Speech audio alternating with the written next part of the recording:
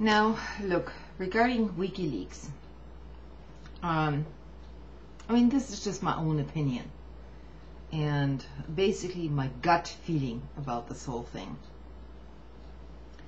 There are many people out there today who are actually questioning the motives of WikiLeaks and Assange, Julian Assange, and his team that works with him. And I think what many people forget is that this organization started on a very small scale a few years back. This was way before the Afghan logs, the Iraqi logs, war logs, and all of this. And I do believe that this organization had the intent of exposing malfeasance and corruption on virtually every level.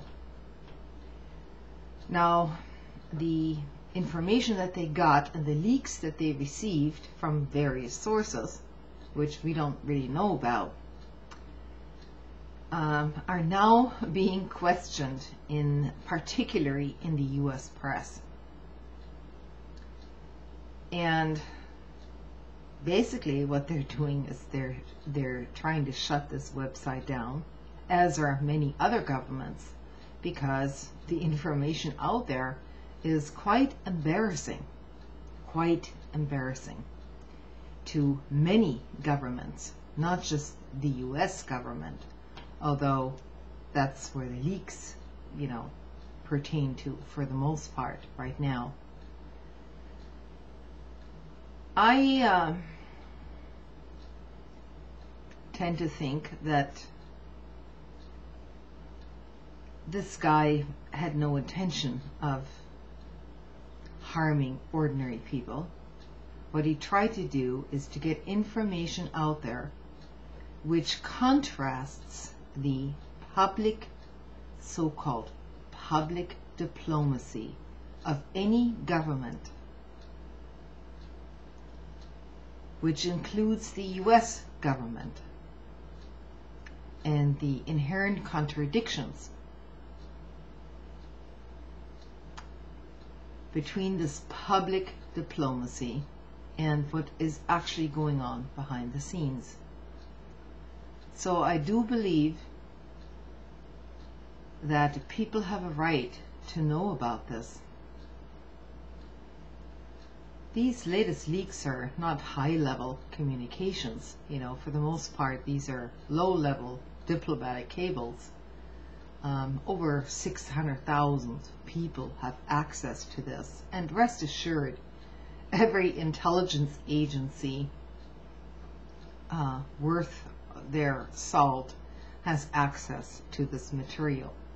So in terms of the high-level stuff, this comes as absolutely no surprise to anyone.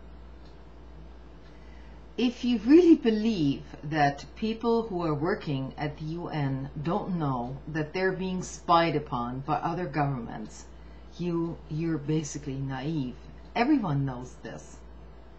In diplomatic circles, this is a given, okay? At least that's what I believe. Many years ago, I used to date a low-level diplomat, and he was in the cultural section of some country. And rest assured, there are many things that other governments and your own government doesn't want to have, out there. And these recent revelations would come as nothing new to anybody who actually works in that field. It's a lot of it is salacious stuff, and it's essentially on the high school level. Okay, people opposed to other people, even in diplomatic circles, they know what's going on. They know if some other person in some other country doesn't think too highly of them. It's part of the game. But what the US public and many other publics around the world need to know is just that it is essentially a game, and that game many times involves human lives, and not just a few intelligence operatives here and there, but really massive amounts of people. And really hundreds and thousands of people who have lost their lives or who are disappeared for various political reasons. And most people, understand this on an intrinsic level, but I think it's good to get that information out there. And of course, there's going to be a big uproar by the US government about it. And I know some people are speculating now that, Assange was a CIA agent or asset or was working, for the Israelis and so on. I really don't think so. Because this guy is being essentially, his organization and he himself is being attacked by every government. Because you see, there is a level of corruption in every government which is not supposed to be known to the public. So that's why everybody, including and especially the US press, is attacking him now. Now, I've heard counter theories, such as, well, the seed was planted with the Afghan war leaks and so on, to basically bring out people in support of those leaks because they're pretty damning, just to spy on anti-war activists and so on. Rest assured that that's not even necessary. Anti-war activists or any kind of activist politically is traditionally being spied on, whether they're, especially if they organize. And it doesn't really take a Wikileaks thing for the authorities to start to crack down on you, We've known this since COINTELPRO and various other things going on within the United States and within many other countries. So I think to sort of double reverse this now and think that this guy is an agent when basically the entire US media is against this guy and saying, oh my God, Wikileaks is a terrorist organization and so on. Please, give me a break. It's just one more thing in a long list of things to discredit somebody who was actually telling the mundane truth so that people could see it. There were things in these leaks, especially the previous leaks, and now with the forthcoming leaks, which are totally, these are mundane things. What Hannah Arendt called the banality of evil. The banality of evil means that things go on every single day. People acquiesce to them. They believe in their own lies. And it just keeps going, So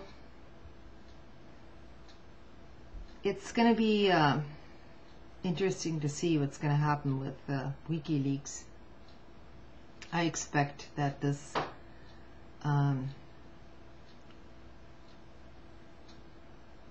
website, not only the website will be shut down, that's already happening, but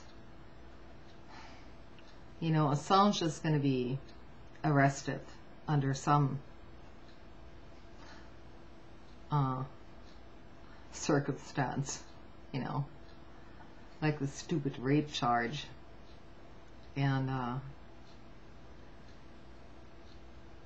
after he gets arrested, just like Manning, you're not going to hear about him again. And you're not going to hear about Wikileaks for a very long time after that. I do believe that Assange knows exactly what he's doing. And there is a possibility that his entire organization has been infiltrated by various intelligence agencies. That is a possibility. Nevertheless, I think the motivations for getting that stuff out there was genuine.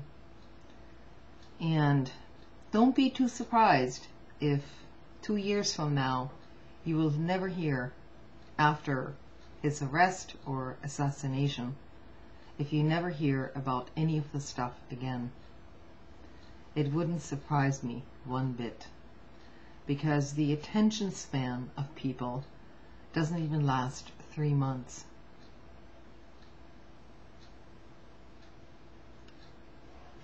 On that note,